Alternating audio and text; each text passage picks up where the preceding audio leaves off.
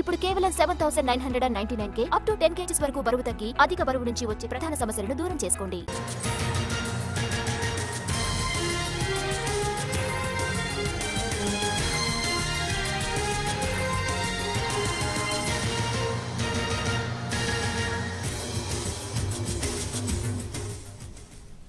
బంగాళాఖాతంలో అల్పపీడనం ప్రభావంతో ఏపీలో 6 జిల్లాలకు రెడ్ అలర్ట్ ప్రకటించారు. పలు ప్రాంతాల్లో ఇప్పటికే భారీ నుంచి అతి భారీ వర్షాలు కురుస్తున్నాయి. ప్రకాశం, కడప, పొట్టి శ్రీరాములు, అన్నమయ్య, తిరుపతి, చిత్తూరు జిల్లాలకు వాతావరణ శాఖ అధికారులు రెడ్ అలర్ట్ జారీ చేశారు. కర్నూలు, నంద్యాల, అనంతపురం, శ్రీ సత్యసాయి జిల్లాలకు ఆరెంజ్ అలర్ట్ జారీ చేశారు. పల్నాడు జిల్లాకు ఎల్లో అలర్ట్ జారీ చేశారు. నెల్లూరు, ప్రకాశం జిల్లాలతో పాటు రాయలసీమలోని పలు చోట్ల వర్షం పడుతోంది. నెల్లూరు జిల్లాలో 4 రోజులుగా వర్షం కురుస్తోంది. పలు చెరువుల్లోకి వరద నీరు భారీగా చేరుతోంది.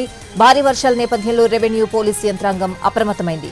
విద్యాసంస్థలకు కలెక్టర్ సెలవు ప్రకటించారు. పోలీసు, రెవెన్యూ యంత్రాంగం అప్రమత్తంగా ఉండాలని కలెక్టర్ ఆదేశించారు. ఎలాంటి పరిస్థితినైనా ఎదుర్కొనేందుకు సిద్ధంగా ఉండాలన్నారు.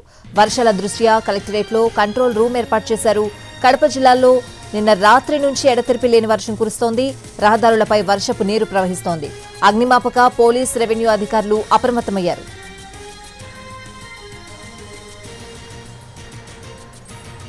ఏపీకి వాయుగుండం ముప్పు పొంచి ఉంది. నైరుతి బంగాళాఖాతం, ఉత్తర శ్రీలంక మధ్య అల్పపీడనం కొనసాగుతోంది. ఇది పశ్చిమ వాయువ్యంగా కదిలి నైరుతి పశ్చిమ బంగాళాఖాతం మధ్య మధ్యాహ్నం వాయుగుండంగా మారే అవకాశం ఉంది.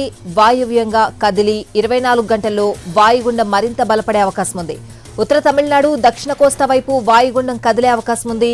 తమిళనాడు, కేరళలో వాతావరణ శాఖ అధికారులు రెడ్ అలర్ట్ జారీ చేశారు. మధ్యాహ్నం నుంచి తీరం వెంట 30 నుంచి 45 కిలోమీటర్ల వేగంతో గాలులు వీచే అవకాశం ఉందని తెలిపారు.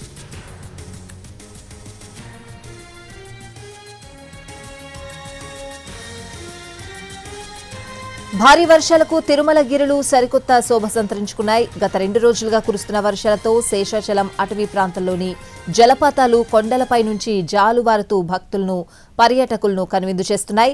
ఎగువన కురిసిన భారీ వర్షాలతో 1వ కనుమ రహదారిలో ఉన్న మాల్వాడి గుండం జలపాతం ఉరవడితో దూకుతోంది.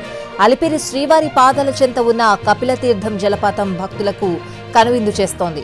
7 కొండల్లో పరుచుకున్న పచ్చదనం, అంతెత్తు నుంచి దూకుతున్న జలపాతాల అందాలను చూసి భక్తులు మైమర్చిపోతున్నారు. కపిలతీర్థం వద్ద జలపాతం ఉధృతంగా ప్రవహిస్తూ ఉండడంతో పుష్కరిణిలో భక్తులను స్నానానికి అనుమతించడం లేదు.